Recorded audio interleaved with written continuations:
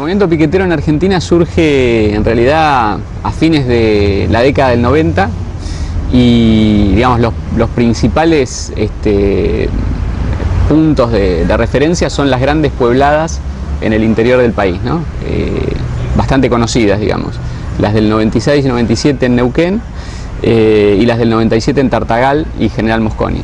A partir de ahí, digamos, aparece un método de protesta relativamente novedoso, que es el piquete o el corte de rutas, y esa metodología, digamos, en función del éxito que tuvo, rápidamente se traslada al Gran Buenos Aires. Ese proceso de crecimiento se basa sobre todo en una lucha reivindicativa basada en planes de trabajo y en mercadería para los comedores en los barrios, ¿no?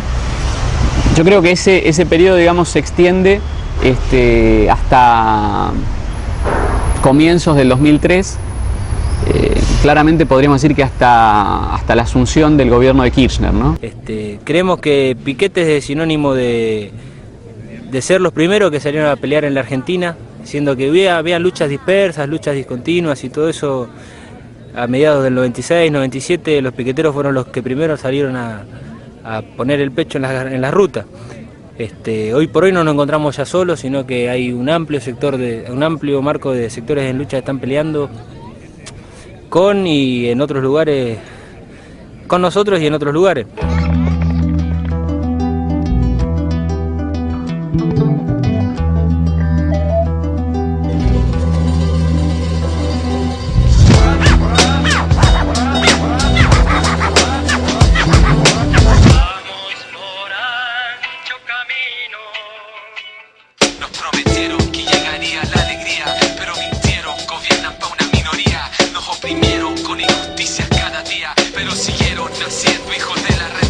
Desde el vientre del pueblo nace la ciencia, formando conciencia en acción directa. Nuestra escuela es la realidad, teoría y práctica, y la organización popular en la práctica. Esto no es tan complicado, acá solo hay dos lados, rico y poderoso contra pueblo organizado.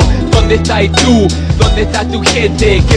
La razón por la cual se agrupan estas diferentes experiencias principalmente era por compartir una visión común de qué objetivo se veía para la organización, digamos, qué perfil de trabajo se quería tener, cuáles eran las prioridades en la lucha, y después cuestiones que tenían que ver más con principios políticos, no sé, desde el inicio, en las distintas experiencias de los barrios, siempre se levantaron las banderas de acción directa, de la democracia directa, el anticapitalismo, y también la importancia del trabajo barrial, de no quedarse solamente con lo del plan y tratar de como avanzar en otras reivindicaciones o en todo caso usar esas herramientas para profundizar algunas cuestiones más políticas en los barrios. Nosotros no nos vamos a nuestras casas tranquilos porque tenemos el plan de 160 o de 200 pesos. Hay un montón de cosas para cambiar acá en la Argentina y creemos que cortando rutas y utilizando otros métodos, por supuesto, de lucha, es de la única forma que se pueden cambiar las cosas acá en la Argentina. Todas las organizaciones ocupadas se nutrieron básicamente de la asistencia del Estado para lograr subsistir, digamos, reconociendo eso, quizá el movimiento particularmente, o como define autonomía, tiene que ver más que nada con el concepto de independencia de clase, digamos, y de clasismo, ¿no? Reivindicarse parte de la clase trabajadora y por lo tanto que nuestros intereses nunca van a estar puestos ni en el gobierno, ni en la clase dirigente ni dominante. Obviamente no tenemos dependencia religiosa y demás, ni tampoco dependencia de partidos políticos y eso es como un poco nuestro concepto de autonomía, pero que quizás está más vinculado para nosotros con la idea de independencia de clase y con el clasismo, ¿no? Con la reivindicación de nuestras propias luchas y sentirnos parte de un conjunto más amplio de los trabajadores.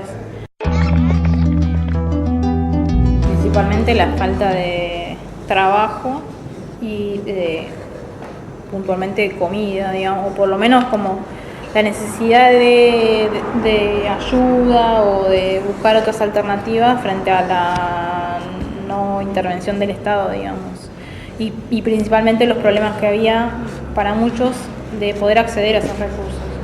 Lo que permitió el movimiento fue colectivizar las necesidades de los vecinos, digamos, dejar de lado la salida individual, de ir a golpear puertas por todos lados y encontraron en el movimiento la forma de conseguir lo que necesitábamos, digamos. Porque ni imaginamos que era posible conseguir trabajo o pelear por trabajo en aquel momento. Lo que la organización permitió es como eso, digo, conformar un movimiento, ir a reclamar de conjunto, reclamar junto con otras organizaciones, y eso fue bastante importante porque se movilizaba y se conseguían las cosas. Nada, lo que hicimos nosotros fue empezar a impulsar movimientos productivos y eso como una forma también de no caer en las mismas prácticas de los punteros, digamos, porque entendíamos que había que organizarse y que eso no terminaba más cuando recibíamos el plan, que había que seguir. Además, porque nosotros no estábamos, también estaban los punteros, no es que estábamos nosotros solos. Como que en cualquier momento pues también era, a nivel territorial era una disputa terrible.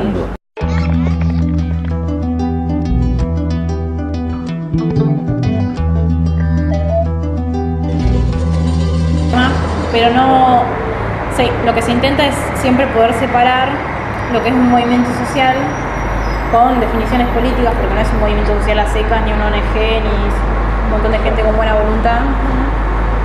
Claramente tenemos una postura, lo que, digo, como hay tanta diversidad ideológica, tratamos de que lo ideológico quede en los grupos que cada militante pueda llegar a conformar, pero eso va por fuera de lo que es el FOL, digamos, y el 1 de mayo. Una cosa es el movimiento, donde obviamente siempre hay discusiones políticas y demás, pero no necesariamente se va a etiquetar en una ideología, porque principalmente es un movimiento de trabajadores, y el movimiento de trabajadores es muy amplio, y cerrarlo sería imponer algo, digamos, porque digamos, los compañeros que se suman al movimiento no se suman porque hay anarquistas, trotskistas, guevaristas que se suman por trabajo, por necesidades, y poco a poco van como tomando definiciones políticas también y van proponiendo eso, pero no es potestad de la organización como definirse ideológicamente, así, somos esto. Claro. Y que hace más rico también la cosa. Claro, digamos, porque hay instancias para eso también. Y nosotros cortando una semana, en uno de los días se acercó un puntero ahí de la zona y le pegó un tiro a un compañero, lo mató. Bueno, se llama Javier Barnuevo, el compañero que falleció, que lo mataron. Y eso fue como, digamos, un antes y un después, digamos. Como para... Y al instante de llegar al piquete, dispara y ese tiro le da en la nuca, en el cuello a un compañero que es Javier Barnuevo. Perteneciente al MT de Esteban Echeverría. Este hombre que asesinó al compañero salía caracterizado a los medios como que era un comerciante, pero este hombre es un puntero político, un ex policía, y que bueno, nosotros creemos que con este tipo de acciones no fue una casualidad, no fue un loquito suelto que disparó un tiro al aire, sino que analizando un poco cómo vienen las cosas a partir del 20 de diciembre, la represión gratuita que hubo en Plaza de Mayo en el tercer cacerolazo fue, si no me equivoco, y que no nos hayan dejado llegar a la Plaza de Mayo, especialmente a nosotros los piqueteros, siendo que analizaban que la combinación entre los piquetes y los cacerolazos era una combinación explosiva, y este amedrentamiento que están utilizando directamente sobre los piquetes, llegar, amenazar con los autos y con armas en mano, que no es la primera vez que pasó. Creemos que una nueva estrategia represiva se está dando el gobierno hacia los sectores en lucha. Para el movimiento allá en Zona Sur significó un cambio rotundo, al contrario de debilitarnos o de agarrarnos miedo, eso fortaleció que avanzáramos con la organización. Después nos pasó lo de junio. Para mí fue como un antes y un después, obviamente porque el tamaño de lo que sucedió fue enorme, pero además en lo personal como que me hizo reflexionar respecto a cuál era nuestra tarea, y además el compromiso de los compañeros que habían caído, uno cayó y el otro cayó ayudándolo, y toda esa situación de solidaridad, como de compromiso, de entrega y todo eso, sin caer en una cuestión como demagógica ni cristiana ni nada, pero fue tan impactante eso, y que frente a esa misma situación quizá uno salió corriendo, digamos, no por egoísmo, sino por esa cosa que tenemos, ¿no? de tratar de escapar del peligro, y que había compañeros que habían entregado todo y que habían caído presos por enfrentarse a la policía y permitir que otros pudiéramos correr, y a mí eso me pareció como, para mí fue algo muy profundo que que me hizo, al contrario de agarrarme miedo y de dudar si era lo que yo quería o si estaba dispuesta a vivir esas situaciones. Aparte nosotros ya veníamos de lo de Javier Barrio Nuevo, o sea que ya, pero esa vez fue como, y a mí eso me cambió completamente la mirada, no solamente respecto a la militancia y demás, sino en general, digamos, como en el plano de lo más personal, y a mí eso me impulsó como a seguir, nos marcó, y eso es lo que nos permitió también como no bajar los brazos en las peores situaciones, y también tener bien en claro quién era el enemigo, y no dudar ni un minuto, a pesar de que todo sonara mucho mejor después del 2003, o que hubiera un gobierno más simpático, menos represivo. A nosotros eso nos mantuvo siempre en la misma línea, digamos. Y después otra cosa que me marcó mucho, y creo que el movimiento también, es cuando empezamos a trabajar con las compañeras. ¿De género? Sí, de género. Ajá. Que me acuerdo en Luis Guillón hicimos una primera reunión de mujeres, que éramos como 20, y nadie sabía bien para qué querían que nos reuniéramos las mujeres.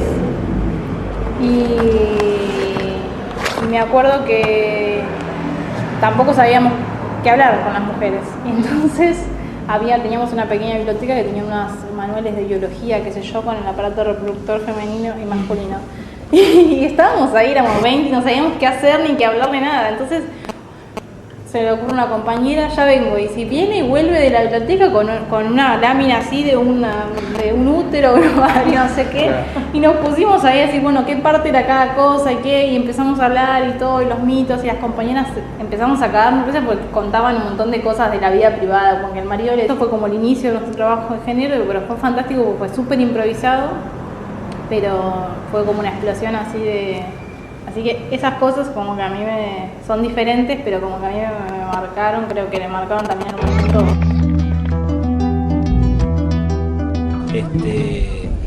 Pero bueno, concretamente en los movimientos desocupados nos manejamos de esta forma en los barrios, que son mediante las asambleas, los delegados por grupo de trabajo, digamos, garantizando la democracia directa por la que propugnamos. Nosotros somos un movimiento autónomo y uno de los otros principios que mencionamos, bueno, es el tema de la democracia. Entonces, una cosa es el referente, otra cosa es el delegado, ¿no? En general,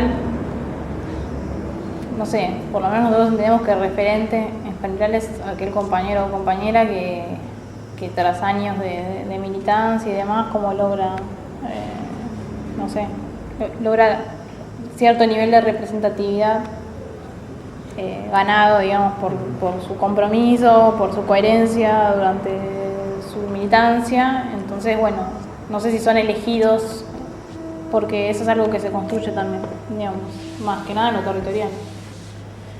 Y si hay delegados que son de los barrios, que sí son compañeros que se eligen en el barrio para que vayan a las mesas de delegados, a veces es eso, y a veces es compañeros que están más comprometidos y que tienen ganas como de participar en esa instancia, entonces se proponen, los compañeros aceptan y participan, digamos. Pero bueno, yo haría esa distinción entre referentes y delegados. Cuestiones que tienen que ver más con la vida del barrio, no sé, hacemos bingo hoy, vamos allá, hacemos esto, hace falta tal cosa, ¿por qué no? Son cuestiones que se deciden en la asamblea, cuestiones que tienen que ver con el movimiento y con las propuestas que el movimiento va a llevar al foro y a donde esté, se discute en la mesa de delegados, donde están los compañeros de los barrios, están los referentes también y están compañeros que tienen responsabilidades en general, no sé. Ahí es donde se discute. Después cuando hay que tomar como grandes decisiones, digamos, que son centrales o antes y después, se hacen plenarios. Negativo. Y después empezaron a aparecer otras discusiones respecto al trabajo, también los programas del Estado comenzaron a cambiar en ese sentido, no eran ya solamente los planes y que no. En general nosotros como que siempre teníamos la discusión de que los planes tenían que permitirnos a nosotros organizar a los compañeros en los barrios y no solamente cobrar y ya fue, sino como tratar de darle una vuelta, sabiendo que igual nadie podía vivir con 150 pesos, pero tratar de que eso sea un piso para nosotros para poder desarrollar nuestros emprendimientos, nuestros productivos y demás. También reconociendo que es muy difícil que puedan sobrevivir emprendimientos productivos tan precarios, en contextos tan precarios, frente a negocios o empresas o industrias, digamos. Nosotros, sabiendo esas limitaciones, nos permitía como nuclear a los compañeros y como seguir avanzando. Después empezaron a aparecer la oportunidad, digamos, las cooperativas y todos los nuevos programas, y que también eso llevó un cambio en, no en los objetivos del movimiento, pero sí como en la dinámica propia de lo que se venía haciendo con el movimiento piquetero más tradicional. Requirió como una madurez para encarar como esa nueva etapa, digamos.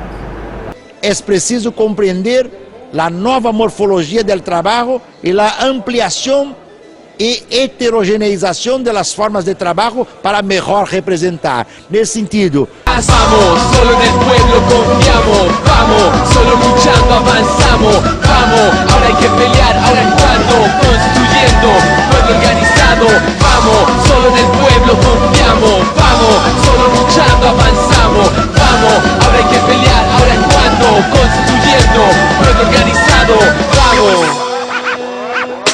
La organización no es perrito faldero de convicción de que una central no puede ser dependiente y subserviente al Estado.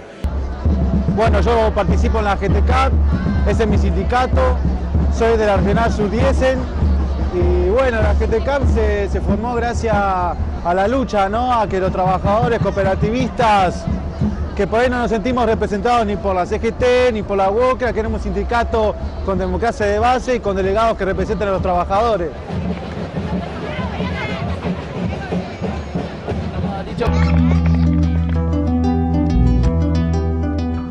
El tema con el MST quizás es un primer acercamiento. Ellos han venido acá, nos han conocido de cerca, hemos intercambiado experiencias. Marcha dos que se recusam a uma obediência servil, marcha dos que se rebelam, marcha dos que querem ser e estão proibidos de ser.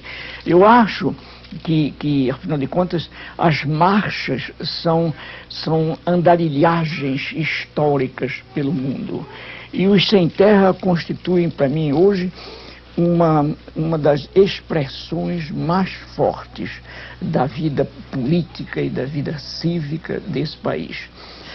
Quer dizer, eu acho que essas marchas nos afirmam como gente, como sociedade querendo democratizar-se. Por ejemplo, en el caso del MST, el Movimiento Campesino de Brasil, llevan años de pelea y hay muchas cosas que hemos tomado de ellos. Submetida à possibilidade de nossa intervenção nela.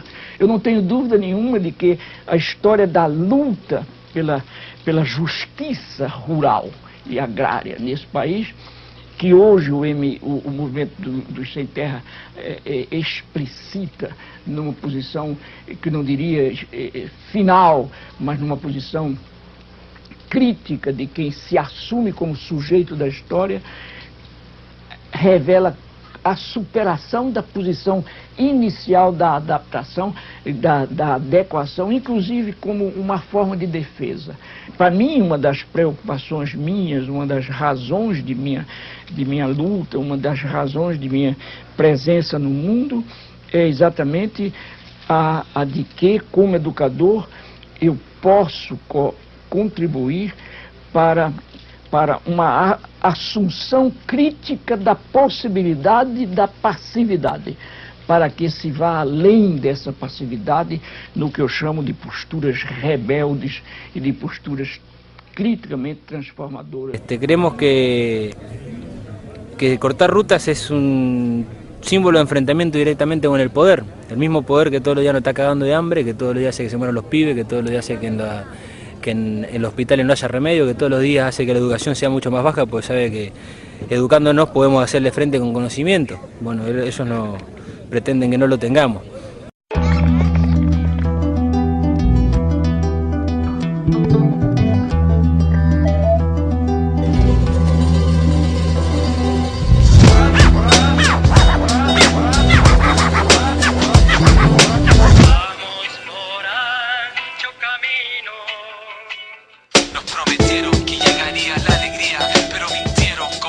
Que era como una serie de cuadernillos donde también iba como contando un poco la historia, pero además también las cuestiones de esto que decíamos, educación directa, democracia, todas las discusiones también estaban volcadas en el espacio de formación.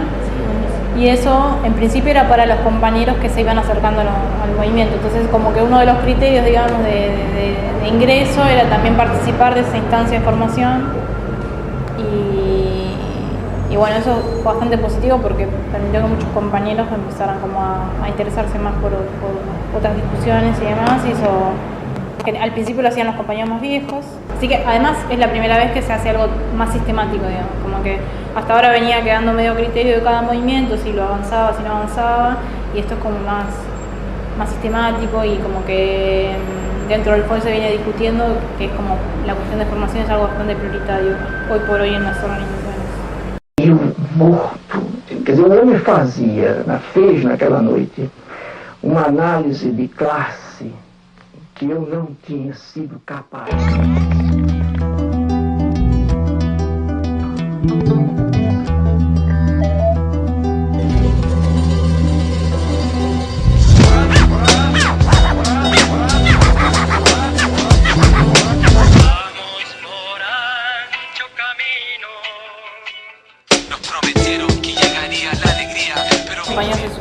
Y ponerle que se sume a trabajar o arranque con eso, digamos, siempre como nuestro criterio es que forme parte como del día a día también de la organización, digamos. Entonces la instancia de la asamblea del barrio es central por varias cosas, digamos. Por un lado porque es donde se discute el día a día, donde se definen un montón de cosas, y por otra parte porque también es como el espacio de discusión política del barrio.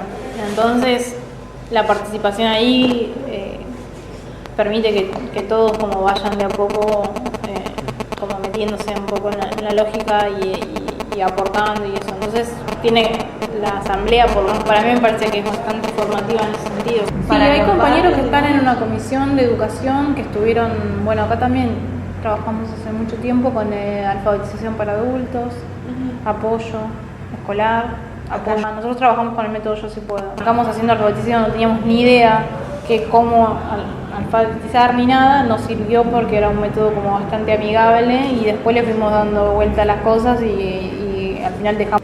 Y los compañeros también empezaron a ir más rápido de lo que iba el curso, entonces para no tirarnos para atrás empezamos a avanzar como a la par de los compañeros, que eso también fue un aprendizaje, que tampoco teníamos ni idea cómo hacerlo.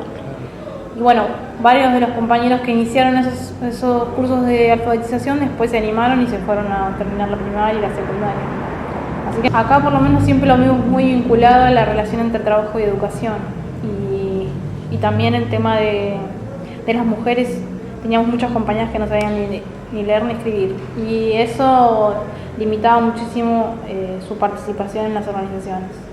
Y por la lógica en la cual en general se da todo, los varones en iguales condiciones que ellas igual tenían mayores niveles de participación y veíamos cuando empezamos con los cursos de alfabetización que era un límite más que tenían las compañeras respecto a los varones para poder como profundizar su participación y tomar otras iniciativas.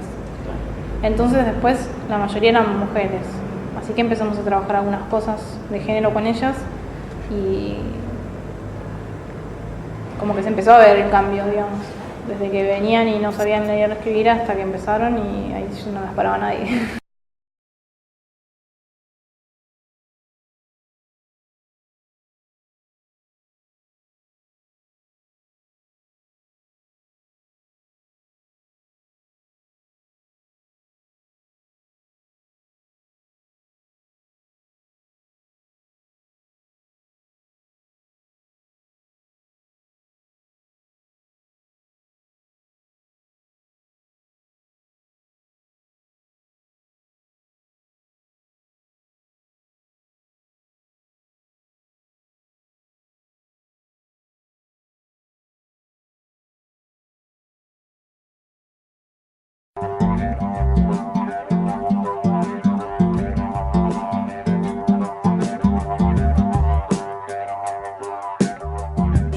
La educación popular es la parte educativa de un proyecto político y ese proyecto tiene que ver con el poder emanciparnos, el poder salir de las relaciones de opresión, de crecer individual y colectivamente.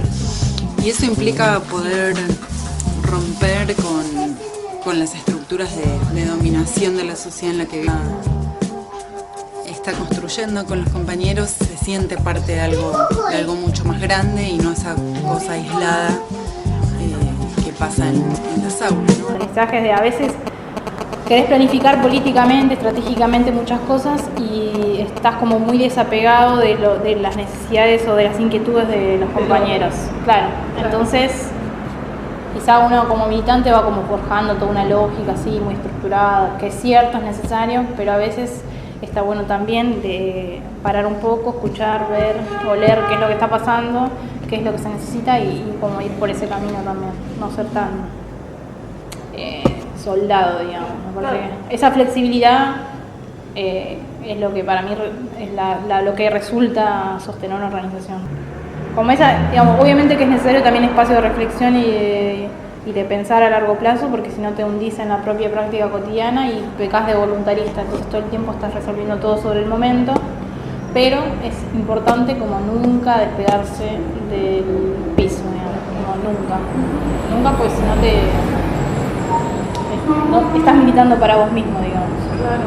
Vamos luchando, vamos sembrando, mira que el futuro no está esperando. Vamos luchando, vamos, solo en el pueblo confiamos. Vamos, solo luchando avanzamos. Vamos, ahora hay que pelear, ahora es cuando. Construyendo, pueblo organizado. Lucha, conciencia y organización por salud, vivienda, trabajo, educación. Lucha, conciencia y organización por salud, vivienda, trabajo, educación. Lucha, conciencia y organización por salud, vivienda, trabajo, educación. Lucha. Vamos a ver quién tiene la fuerza, vamos a ver quién tiene el poder.